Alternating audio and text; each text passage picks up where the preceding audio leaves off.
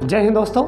जैसा कि आपको पता होगा कि यह सीरीज का यह तीसरा पार्ट है। इसके पहले मैं 2 पार्ट बना चुका हूँ। ठीक, इसमें 10 ही क्वेश्चन लिए जाते हैं, लेकिन 10 क्वेश्चन के तहत आपको लगभग एक क्वेश्चन से 10 क्वेश्चन, 8 या 10 क्वेश्चन एक्स्ट्रा बताया जाता है।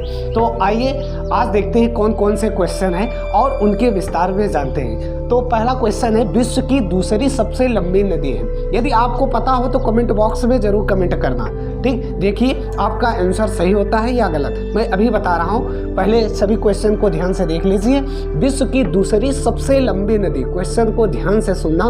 पहला क्वेश्चन। दूसरा, पंचायती राज व्यवस्था किस अनुच्छेद में है? पंचायती राज व्यवस्था किस अनुच्छेद में है और या कहाँ पर सबसे पहले लाया गया? तीसरा है, बेरिंग जल संधि किन महाद्वीपों को अलग करता है? ठीक। चौथा क्वेश्चन, सबसे गर्म ग्रह कौन सा है? सबसे हीट मतलब गर्म कौन सा ग्रह है?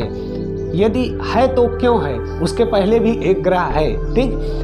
तो अगला क्वेश्चन, ओम किसका मात्रक है? यह साइंस का क्वेश्चन है। और छठा क्वेश्चन होगा, एटीएम का आविष्कार या सबसे पहले प्रयोग किसने किया था? वो किस देश के निवासी थे? ठीक। और 7वां क्वेश्चन, महान युद्ध मतलब प्रथम विश्व युद्ध का आरंभ या समय काल इसका कब था? प्रथम विश्व युद्ध का समय काल कब हुआ था या किस सन में हुआ था? अगला क्वेश्चन, सूर्य का औसतन ताप कितना होता है? और 9वां क्वेश्चन, खाने वाले सोडे का रासायनिक नाम क्या होगा? 10वां क्वेश्चन, नेत्र में प्रतिबिंब कहाँ बनता है? जो नेत्र आपका होता है उसमें प्रतिबिंब कहाँ बनता है? ये आपका 10 क्वेश्चन है। इसका आंसर कमेंट बॉक्स में करिए, देखिए आपका कितना आंसर सही होता है। तो आइए स्टार्ट करते हैं। उसके आज का मोटिवेशन, डर के आगे जीत। जैसा कि आपको प्रचार में भी दिखाया जाता है माउंटेन ड्यू वाला कि डर के आगे जीत हैं। ठीक। आप डर को समझते हो, किसको डर कहोगे? पहले इन बात को समझना है। थोड़ा सा भी कठिनाइयाँ आया आप डरने लगे कि ऐसा होगा वैसा होगा। लाइफ में थोड़ा सा समस्या क्या आएगा उसे डर से समझ लिए। डर उसे नहीं कहते हैं, डर उसे कहते हैं जैसे इस टाइम यूक्रेन में विवाद चल रहा है। अब सामने वाले घर में सो रहा है, उसके सामने वाले घर में बम गिर रहा है, क्या पता कब उसका जीवन चला जाए। डर इसे बोला जाता है। नहीं तो बॉर्डर पर चले जाओ, जहाँ पर जवान खड़े रहते हैं, वहाँ देखो उन्हें कभी पता ही नहीं रहता कि मेरा कब जीवन का अंत हो जाएगा। डर वो डर है। यहाँ तो थोड़ी सी भी कठिनाइयाँ आया और वो डर को समझने लगते हैं। तो डर के आगे जीत है। आइए इसी मोटिवेशन के साथ पहला क्वेश्चन देखते हैं। विश्व की दूसरी सबसे लंबी नदी कौन सी है? यदि आपको पता हो तो कमेंट बॉक्स में कमेंट करिए। ठीक, देखिए सही होता है या गलत। तो विश्व की जो दूसरी सबसे लंबी नदी है उसका नाम है अमेजन। कौन सा है? अमेजन। अब अमेजन की बात किया जाए, अमेजन नदी, तो अमेजन नदी है ये दक्षिण अमेरिका में। कहाँ है? किस महाद्वीप में? 7 महाद्वीप है। तो उस 7 महाद्वीप में अमेजन दक्षिण अमेरिका में है। सबसे बड़ा महाद्वीप है जो एशिया है, और दूसरा है अफ्रीका, और तीसरा की बात करें तो उत्तरी अमेरिका, चौथा दक्षिणी अमेरिका, पांचवा अंटार्कटिका, और छठा यूरोप, 7वां हो जाएगा आपका ऑस्ट्रेलिया। तो ये 7 महाद्वीपों में जो अमेजन नदी है ये आपका है दक्षिण अमेरिका में, और यह सबसे बड़ी नदी है, विश्व की सबसे बड़ी नदी है। पहले तो इसे ध्यान से समझो। यहाँ क्वेश्चन क्या कहा है? विश्व की दूसरी सबसे लंबी नदी, तो पहला भी होगा ना। तो पहला कौन सा है? नील नदी। पहली नदी कौन सी है? नील नदी, जो अफ्रीका महाद्वीप में है। कहाँ है? अफ्रीका महाद्वीप में, जो अपना मुहाना कहाँ बनाते हैं? काहिरा के पास में, मिस्र में। और 2 नदियों का मेल है वो, एक नील और एक वाइट है। 2 नदी से मिलकर वो सबसे लंबी नदी है, विश्व की सबसे लंबी है। लंबाई का मतलब ये आपका लंबाई है, ये आपका देखिए लंबा है। अब इसी में थोड़ा सा ऐसे चौड़ा बन जाए, थोड़ा सा और तो ये इसको जिसका क्षेत्रफल अधिक हो जाए उसे क्या बोलेंगे? बड़ी बोलेंगे। तो विश्व की सबसे बड़ी नदी जो है वो अमेजन है। बड़ी की बात करोगे तो अमेजन है। और ये है कहाँ? तो ये दक्षिण अमेरिका में है। दक्षिण अमेरिका में है। ये अपना पानी कहाँ गिराती है? अटलांटिक महासागर में। अटलांटिक महासागर में अपना जल कहाँ गिराती है? अटलांटिक महासागर में। और इसी के पास से विषुवत रेखा भी गुजरता है। इक्वाडोर से होते हुए इक्वाटर गुजरता है, विषुवत रेखा, भूमध्य रेखा जिसको बोलते हो। और इक्वाडोर में ही कोटोपैक्सी एक ज्वालामुखी भी है, उसकी राजधानी क्योटो के पास में है, ठीक। वहीं पर एक उसकी पर्वत श्रृंखला भी है, मैं आपको मैप में दिखा दे रहा हूँ, पहले देख लीजिए। ये आपका है दक्षिणी अमेरिका, जिसमें यहीं पर अमेजन नदी है, ऐसे बहते बहते क्या उत्तर अटलांटिक में अपना पानी गिराता है, ठीक। और यहीं पर ये देखो कोटो है और एक कोटोपेक्सी है। चिम्बोराजो यहाँ की सबसे ऊंची चोटी है इक्वाडोर की। यदि दक्षिण अमेरिका की बात करोगे तो यहाँ की सबसे ऊंची चोटी का नाम एकांकागुआ है। और पंपास घास के मैदान, अभी मैंने कल वाले ही सेशन में बताया था, घास के मैदान, पंपास घास के मैदान, प्रेरी घास के मैदान और विल्ट घास के मैदान, डाउन्स घास के मैदान। यदि आपको पता हो तो टैगा घास के मैदान कहाँ मिलता है, किस महाद्वीप में, वो कमेंट करके आप बता सकते हो दोस्तों, ठीक। तो दोस्त देखो, यहाँ अमेजन नदी जो है ये सबसे बड़ी नदी है, लेकिन विश्व की दूसरी सबसे लंबी नदी है, पॉइंट ए है, ठीक। और ये कहाँ है तो ये दक्षिण अमेरिका में है। कहाँ है? दक्षिण अमेरिका में है, जहाँ की सबसे ऊंची चोटी का नाम है एकांकागुआ। और इसी में एंडीज पर्वत श्रृंखला भी पाया जाता है, जो चिली के क्षेत्र में, और चिली से तांबे की प्राप्ति किया जाता है। तो इतनी बातें इस पहले क्वेश्चन से हुआ। तो सबसे जो लंबी नदी है वो आपकी है नील। लंबी का मतलब ये लंबाई में ज़्यादा है लेकिन क्षेत्रफल में कम है। जो आपकी अमेजन नदी है ये क्षेत्रफल में ज़्यादा है और लंबाई भी ये दूसरे नंबर पर आता है, लंबाई में दूसरे नंबर पर आता है। तो कंफर्म हो गए पहले क्वेश्चन से। विश्व की दूसरी सबसे लंबी नदी अमेजन और विश्व की सबसे पहली लंबी नदी कौन सी है? नील नदी, जो अफ्रीका में है, ठीक। और काहिरा के पास जो भूमध्य सागर में अपना जल गिराती है, भूमध्य सागर में।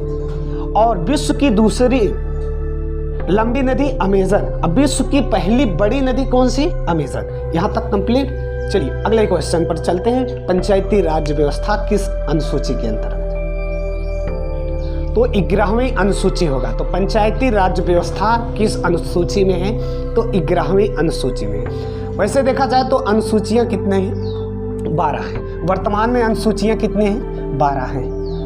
अब मूल संविधान में अनुसूचियां 8 थी, इस टाइम जो है वो 12 हैं। तो जो पंचायती राज्य व्यवस्था है 21 अनुसूची में है। तो अनुसूची है ये आपका 11वीं अनुसूची में पंचायती राज्य व्यवस्था है। यदि आपसे ये पूछा जाए कि यह सबसे पहले किस राज्य में लाया गया था, तो राजस्थान में नागौर जिले में। और यदि इसमें गांव पूछ लिया जाए तो बगधरी गांव। कौन सा?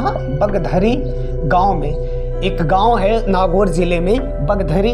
उसी पर एक पंचायती राज्य व्यवस्था बलवंत राय मेहता समिति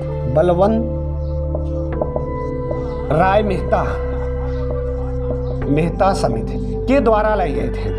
तो बलवंत राय मेहता समिति के द्वारा पंचायती राज्य व्यवस्था को लाया गया, जो राजस्थान में नागौर जिले में 2 अक्टूबर, यदि टाइम पीरियड की बात करोगे तो 2 अक्टूबर 1959 में लाया गया। उस समय प्रधानमंत्री थे जवाहरलाल।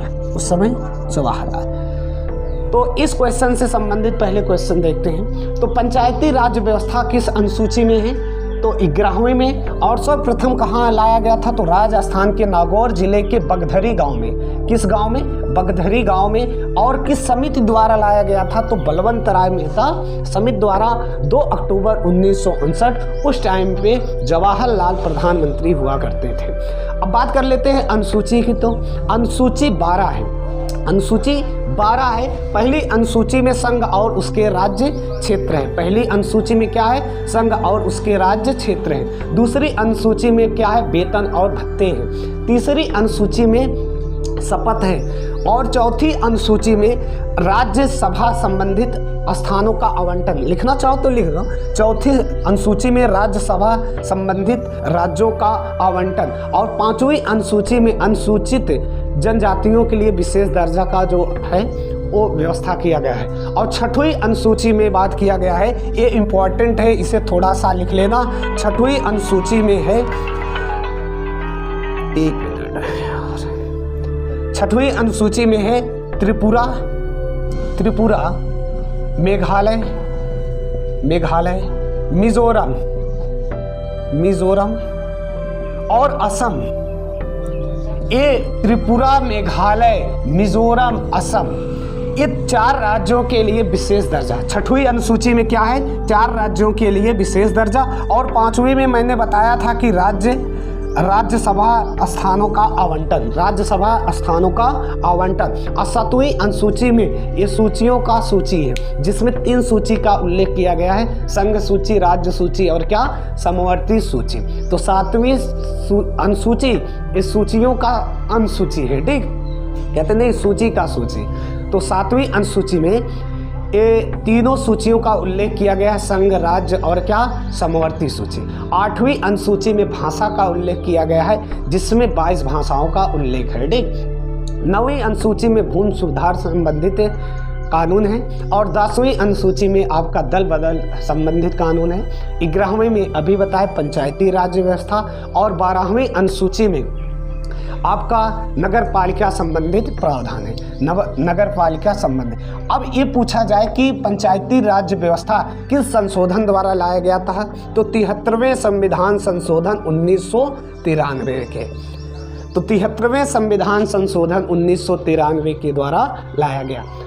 तो यहाँ से कुछ क्वेश्चन को पुनः देख लेते हैं। पंचायती राज व्यवस्था किस अनुसूची में? 11। पहले में संघ और उसके राज्य क्षेत्र, दूसरी अनुसूची में वेतन और भत्ते, तीसरी में बात किया जाए तो शपथ, और चौथी में बात किया जाए तो राज्यसभा संबंधित स्थानों का आवंटन, और 5वीं में अनुसूचित जनजातियों के लिए विशेष दर्जा, 6वीं में ये आपके 4 राज्य त्रिपुरा, मेघालय, मिजोरम और असम के लिए विशेष दर्जा, 7वीं में सूचियों का सूची, 8वीं में भाषा, 9वीं में भूमि सुधार, 10वीं में दल बदल, 11वीं में पंचायती राज और नगर पालिका 12वीं में। तो किस संशोधन द्वारा? 73वें संविधान संशोधन। किस समिति द्वारा? तो बलवंत राय मेहता समिति। किस गांव में? तो बगधारी गांव में, नागौर जिले में, राजस्थान के, ठीक, 2 अक्टूबर 1959 में। जवाहरलाल वहां तब तत्कालीन क्या थे? प्रधानमंत्री थे। तो इस क्वेश्चन से इतना, ये कहते हैं इसे कि खोपड़ी में छेद। इतना क्वेश्चन बताने के बाद अब आपको दिक्कत नहीं होगा, इसी को कहा जाता है खोपड़ी में छेद। लिख लीजिए। अगला क्वेश्चन चलते हैं बेरिंग जल संधि पर। हाँ, तो बेरिंग जल संधि किन महाद्वीपों के बीच में है? अब सभी का आंसर देखते रहिए, मैं एक एक का आंसर बताऊंगा, देखिए कितना सही होता है कितना गलत, ठीक। तो बेरिंग जो जल संधि है ये एशिया और उत्तरी अमेरिका के बीच है, उत्तरी अमेरिका के बीच है। चलिए इसका लोकेशन देखते हैं, ये कहाँ पर है। तो देखिए ये है बेरिंग जल संधि, आपको दिखता होगा बेरिंग जल संधि, जो अलास्का वाला, ये संयुक्त राज्य अमेरिका का हिस्सा है, और ये संयुक्त राज्य अमेरिका का है, और ये आपका कनाडा है, ये संयुक्त राज्य अमेरिका है। इसी के बीच में जो जल संधियाँ हैं इसी को बोलते हैं बेरिंग जल संधि। तो ये 2 सागर को जोड़ता है, एक आर्कटिक महासागर और क्या, बेरिंग सागर को, और 2 स्थान को अलग करता है। चलिए लिख लेते हैं। तो बेरिंग जल संधि, बेरिंग जल संधि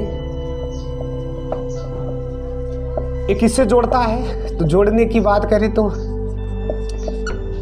ये एशिया और रूस वाला हिस्सा प्लस उत्तरी अमेरिका को जोड़ता है। अब जोड़ता नहीं, अलग करता है। क्या करता है? अलग है। जोड़ने की बात करेंगे तो सागर, आर्कटिक सागर, महासागर, और बेरिंग सागर को जोड़ता है। कौन सा? बेरिंग जल संधि। तो इस क्वेश्चन से इतना ही जानना था। चलिए अगले क्वेश्चन पर चलते हैं। सबसे गर्म ग्रह कौन सा है? तो आपका आंसर होगा शुक्र। हाँ दोस्तों, शुक्र होगा, लेकिन उसके पहले भी क्या है? बुध है। बुध, शुक्र, मंगल, उसके पृथ्वी, ऐसे करके है, ठीक। तो उसके पहले जो सूर्य का यदि देखोगे तो सूर्य के करीब में सबसे पहले कौन सा है? बुध है। लेकिन हमारा जो आंसर है वो शुक्र है। कभी ये सोचे हो कि बुध इतने नजदीक होते हुए भी वो घर में नहीं है, जबकि सूर्य और शुक्र उससे दूर है, लेकिन सबसे गर्म ग्रह कौन सा है? शुक्र है। तो आइए उसी को समझते हैं, इसे हटा देते हैं। ठीक, तो शुक्र इसलिए गर्म होता है। देखिए, जो आपका तारा है सूर्य, सूर्य के जो सबसे करीब है वो है बुध है, फिर भी बुध गर्म नहीं है। कौन सा गर्म है? शुक्र है। शुक्र गर्म क्यों है? क्योंकि इसमें कार्बन डाइऑक्साइड की मात्रा कम है और इसमें कार्बन डाइऑक्साइड की मात्रा बहुत अधिक है, लगभग 96%, मतलब 100% में 96% यहाँ कार्बन डाइऑक्साइड मिलता है। जो अपने यहाँ वायुमंडल में देखेंगे तो जो गर्मी का अनुभव करता है एक कार्बन डाइऑक्साइड के कारण है, 0 कुछ करके है 00। तो कार्बन डाइऑक्साइड की मात्रा ना होता तो पृथ्वी का तापमान और ठंडा होता। पहले बस समझो, ये जो कार्बन डाइऑक्साइड का आवरण होता है एक भट्टी नुमा का आकार ले लेता है, जिसमें प्रकाश तो इंटर तो कर जाता है लेकिन बाहर नहीं निकल पाता है, जिसके कारण यहाँ टेम्परेचर बढ़ जाता है। किस ग्रह पर? शुक्र पर। और यह प्रक्रिया बुध में नहीं होता है, यह प्रक्रिया बुध में नहीं होता है, इसलिए क्या होता है? शुक्र अधिक गर्म होता है। ऐसे समझ लो, कोई भट्टी है, उसके चारों तरफ से लगा हुआ है और उसमें जितना गर्मी दिया जाए, उष्मा दिया जाए, वो बाहर ना निकले, तो क्या होगा? उसका टेम्परेचर बढ़ जाएगा ना। जैसे प्रेशर कुकर का ही मान के चलो, प्रेशर कुकर में क्या हुआ? नीचे से गर्मी लगाए, उसके बाद वो उसका आवरण ढका हुआ है और बाहर गर्मी नहीं निकल रही है, तो क्या होगा? हीट होगा। इसी प्रकार शुक्र भी है। ठीक, तो इस क्वेश्चन से ये जानकारी। और शुक्र को सुंदरता की देवी कहा जाता है, सुंदरता की देवी कहा जाता है। ठीक, ओम किसका मात्रक है? तो ओम प्रतिरोध का मात्रक है। चलिए थोड़ा सा स्पीड बढ़ाते हैं। तो प्रतिरोध, ओम किसका मात्रक है? प्रतिरोध। वोल्ट किसका? विभवांतर है। और एम्पियर धारा, ये आपको मात्रक याद होना चाहिए, न्यूटन बल का, और क्या कहते हैं, हाँ, ऊष्मा का मात्रक जूल। तो आइए प्रतिरोध का मात्रक ओम। ओम को समझते हैं। तो ओम का जो नियम होता है वी प्रोपोर्शनल आई, मतलब किसी चालक की यदि भौतिक अवस्था में कोई परिवर्तन न किया जाए, ये ओम का नियम है। यदि किसी चालक की भौतिक अवस्था में कोई परिवर्तन न किया जाए तो उसमें प्रवाहित धारा आई तथा सिरों के बीच उत्पन्न विभवांतर वी के अनुक्रमानुपाती होता है। यही मैंने लिखा हूँ, मतलब धारा बढ़ाओगे तो विभवांतर बढ़ेगा। पुनः सुन लेते हैं। ओम का नियम क्या है? यदि किसी चालक की भौतिक अवस्था में कोई परिवर्तन ना किया जाए तो उसमें प्रवाहित धारा आई तथा सिरों के बीच विभवांतर वी के अनुक्रमानुपाती होता है। तो V बराबर आर आई, यही आर आपका क्या है? प्रतिरोध है। एक नियतांक है, इसी को आप प्रतिरोध बोलोगे। ठीक, तो प्रतिरोध, और जब ये प्रतिरोध है तो प्रतिरोध का मात्रक यदि निकालोगे R बराबर हो जाएगा V बटा में I। V वोल्ट होगा, वोल्ट, और ए एम्पियर। वोल्ट बटा एम्पियर को ही क्या बोलते हो? ओम बोलते हो। क्या बोलते हो? ए को ओम। तो प्रतिरोध का जो मात्रक होता है वो क्या होता है? आपका ओम होता है। चलिए अगला क्वेश्चन देखते हैं। एटीएम का आविष्कार या सर तो जो प्रयोग किए थे उनका नाम था जॉन शेफर्ड। John shepherd. तो एटीएम का जो सर्वप्रथम प्रयोग किए थे उनका नाम था जॉन शेफर्ड और उनके साथियों ने इंजीनियरिंग क्लास में। तो जॉन शेफर्ड ने ये सबसे पहले एटीएम का प्रयोग, तो एटीएम का फुल नेम देखा जाए तो एटीएम का जो फुल फॉर्म होता है, फुल फॉर्म दोस्तों वो होता है ऑटोमेटेड टेलर मशीन। क्या होता है? Automated teller machine. आप पेन कॉपी साथ में रखिए और लिखते जाइए। क्या होता है? ऑटोमेटिक नहीं, ऑटोमेटेड टेलर मशीन। गलती यहाँ से होता है कि यहाँ पर ऑटोमेटिक टेलर मशीन बोल देते हैं, जो कि क्या है? Automated teller machine. ध्यान से सुनना, ठीक। तो एटीएम का जो आविष्कार किए थे तो जॉन शेफर्ड ने किया था। और बात किया जाए तो किस देश के निवासी थे? तो स्कॉटलैंड के, ठीक। यूरोपियन देश, ये स्कॉटलैंड के निवासी थे और इन्होंने सबसे पहले इसका यूज़ भी किया था। अगला क्वेश्चन देखते हैं। तो 7वां है, महान युद्ध या प्रथम विश्व युद्ध का समय काल क्या था? तो ये परम आंसर होगा आपका सत्य। 28 जुलाई। आपको तो 1914 पता है लेकिन एग्जैक्ट नहीं पता है। 28 जुलाई 1914 से स्टार्ट हुआ और 11 नवंबर 1918 11 नवंबर 1918 को समाप्त हुआ। ठीक, तो ये टाइम पीरियड है जिसका आप महान युद्ध भी बोलते हो। अगला क्वेश्चन है 8वां, सूर्य का औसतन ताप क्या होगा? तो 8वां क्वेश्चन देख लेते हैं। सूर्य का जो औसतन ताप होता है वो 6000 डिग्री सेल्सियस होता है। काफ़ी बार क्वेश्चन पूछा गया है, परीक्षा की दृष्टि से बहुत महत्वपूर्ण है। तो सूर्य का जो औसतन ताप है कितना है? 6000 डिग्री सेल्सियस। यदि बात करें सूर्य से पृथ्वी तक जो प्रकाश पहुंचता है तो कितने मिनट में? 8 मिनट 16 सेकंड। कितने मिनट में? 8 मिनट और 16 सेकंड में। यदि इसे सेकंड में कन्वर्ट किया जाए तो लगभग 500 सेकंड। कितने? लगभग 500 सेकंड। 496 होता है, 500 लगभग, कहीं कहीं पर 8 मिनट 20 सेकंड भी दिया रहता है, तो इससे कंफ्यूज नहीं होना है। लगभग कितना? 500 सेकंड। यदि प्रकाश की चाल की बात किया जाए तो 3 × 10⁸ मीटर प्रति सेकंड होता है, या 3 लाख किमी प्रति सेकंड होता है। ठीक, सूर्य एक क्या होता है? गैसीय गोला होता है जिसका 70% हाइड्रोजन होता है, 26% हीलियम होता है। ठीक, ये ध्यान रखना बाय मिस्टेक। 71% हाइड्रोजन होता है और 26% हीलियम होता है। दूसरे नंबर पर हीलियम आता है। जैसे आपके वायुमंडल में क्या होता है? 78% नाइट्रोजन है, मतलब पृथ्वी पर क्या है? 78% नाइट्रोजन है, और दूसरे नंबर पर क्या है आपका? ऑक्सीजन है। और यदि बात करोगे शुक्र का, तो शुक्र पर सबसे ज़्यादा कार्बन डाइऑक्साइड है, 96% क्या है? कार्बन डाइऑक्साइड है। ठीक, ये बातें ध्यान रखना। 71% हीलियम नहीं, हाइड्रोजन याद रखना। ठीक, हीलियम ये सब अक्रिय गैसें हैं। अक्रिय गैसें आपको मैं बताया हूँ, हीलियम, नियान, आर्गन, क्रिप्टॉन, एक्सॉन, ये सब गैसें क्या हैं? अक्रिय गैसें हैं। ठीक, चलिए अगले क्वेश्चन पर चलते हैं। तो खाने वाले सोडे का रासायनिक नाम क्या है? खाने वाले सोडे का रासायनिक नाम है सोडियम बाइकार्बोनेट। कौन सा? Sodium bicarbonate. आप लिखते जाइए क्योंकि मैं लिख कम रहा हूँ इस टाइम। तो सोडियम बाइकार्बोनेट का जो फार्मूला होता है NaHCO3। तो ये आपका सोडियम बाइकार्बोनेट का फार्मूला होता है, खाने वाला सोडा, NaHCO3, ध्यान देना। और नमक का NaCl होता है, और कैल्शियम कार्बोनेट का CaCO3 हो जाएगा, और सोडियम कार्बोनेट का Na2CO3 हो जाएगा, Na2CO3 हो जाएगा। तो अगला क्वेश्चन देखते हैं। नेत्र में प्रतिबिंब कहाँ बनता है? तो नेत्र में प्रतिबिंब जो बनता है वो रेटिना पर बनता है। कहाँ बनता है? रेटिना पर बनता है। और मानव की जो स्पष्ट दृष्टि की न्यूनतम दूरी होती है वो 25 सेंटीमीटर होता है, 25 सेंटीमीटर होता है। ये बातें आपको पता होना चाहिए। ठीक, ये सब परीक्षा की दृष्टि से बहुत महत्वपूर्ण है। तो आइए पुनः एक बार सभी क्वेश्चन को देखते हैं। विश्व की दूसरी सबसे लंबी नदी कौन सी है? तो अमेजन है। पंचायती राज व्यवस्था किस अनुच्छेद में? तो 11वें अनुच्छेद में। बेरिंग जल संधि किन महाद्वीपों से, मतलब किन किन महाद्वीपों को अलग करता है? तो उत्तरी और एशिया महाद्वीप का। सबसे गर्म ग्रह कौन सा है? तो शुक्र है आपका। ओम बिरला किसका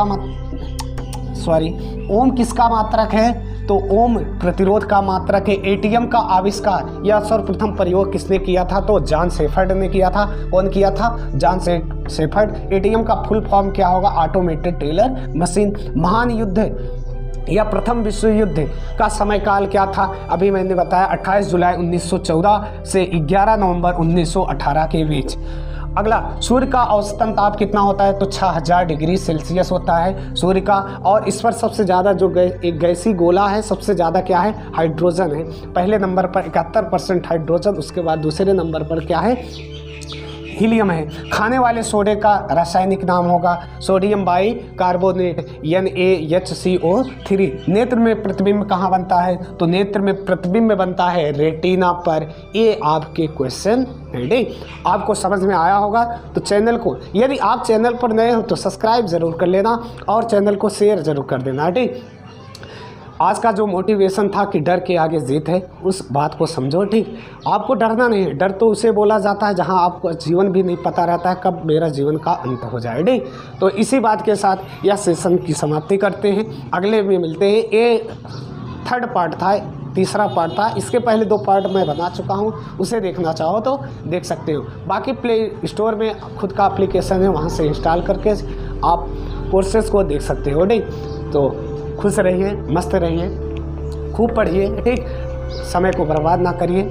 और कहते नहीं है, समय को यदि आप बर्बाद करोगे तो समय आपको बर्बाद करेगा। तो इन्हीं बातों के साथ फिर से मिलते हैं। ठीक, महिलाओं का सम्मान करें। जय हिंद।